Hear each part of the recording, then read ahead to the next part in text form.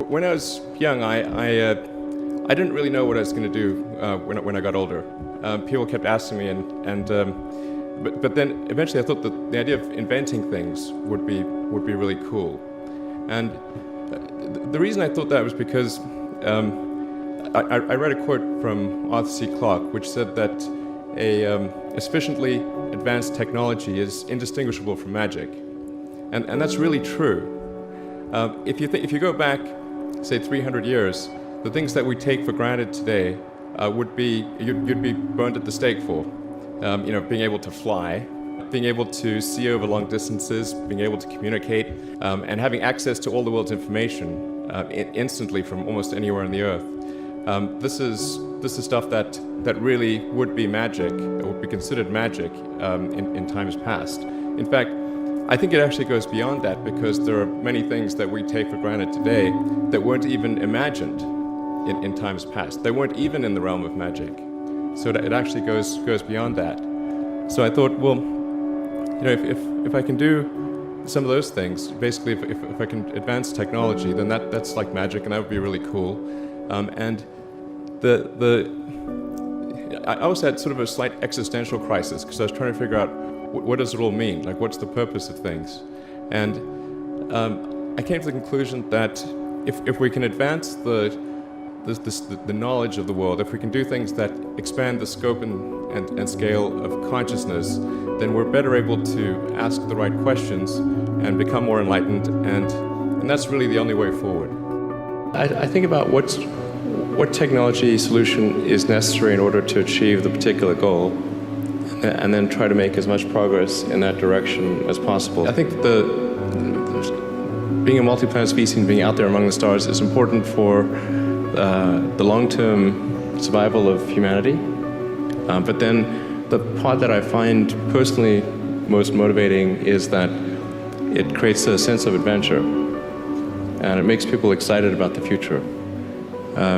If you consider two futures, one where we are forever confined to Earth until eventually something terrible happens, or another future where we are out there on many planets, maybe even going beyond the solar system. I think that second version is incredibly exciting and inspiring, and there need to be reasons to get up in the morning. Life can't just be about solving problems. Otherwise, what's the point? There's got to be things that people find inspiring and make life worth living. When my brother and I were starting our first company, instead of getting an apartment, we just rented a small office, and we slept on the couch. And we showered at the YMCA, and we're so hot up we had one computer, so the website was up during the day, and I was coding at night, 7 days a week, all the time. And I sort of briefly had a girlfriend in that period, and in order to be with me, she had to sleep in the office. So work hard, like every waking hour. That's the thing I would say, particularly if you're starting a company. A natural human tendency is wishful thinking.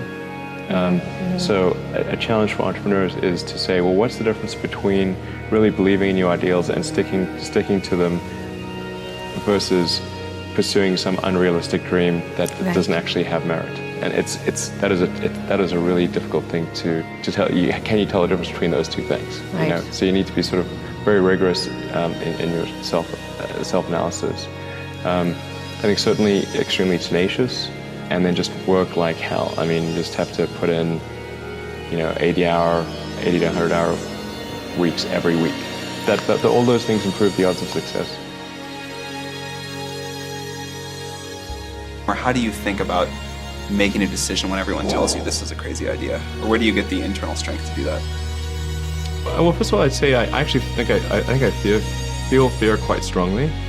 So it's not as though I just have the absence of fear. I feel it quite strongly. But there are just times when something is important enough, you believe in it enough, that you do it in spite of fear. People shouldn't think, well, I feel fear about this, and therefore I shouldn't do it. It's normal to feel fear. So you just feel it and let the importance of it drive you to do it anyway? If you just accept the probabilities, then That diminishes fear. Drive overrides fear. It's about believing in the future and thinking that the future will be better than the past. And I can't think of anything more exciting than going out there and being among the stars.